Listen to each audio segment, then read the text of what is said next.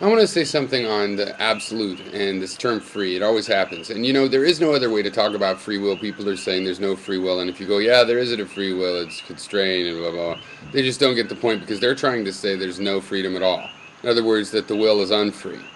So it's just as easy to say, oh, there's a free will, and then talk about constraints because there is no such thing as absolute freedom. Not of anything. Free speech, nothing, you name it. Nothing absolute. Flat, hey, flat makes sense. It's a good concept. One thing can be more flat than another, but there is no perfectly flat. You look close enough, it's discrete atoms, and the word flat doesn't even make sense because it requires continuity.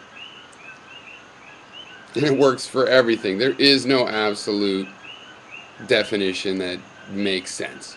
If you interpret a word with an absolute definition, then it's pointless. You know, and even artificial words that you try to do that, look, human natural language won't do it. Pregnant. You're either pregnant or you're not. And yet people say, oh, she's very pregnant. Why? Because women get bigger and bigger as they get pregnant, so there's a degree and we latch on to the degree. Because there's always degrees. We're used to there always being degrees because there's always degrees. And in fact, there's spectrum and all kinds of different categories in which you can apply the concept of degree incomparably to another category with its own set of degrees. And it's multidimensional like that. So, you know, I should be able to say free will, and people should know, well, nothing is absolute. Nothing's absolutely free.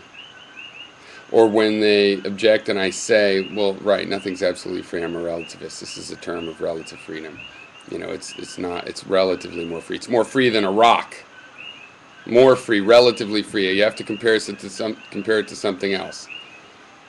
I'm sorry, the will of a single-celled life form, more free will than a rock.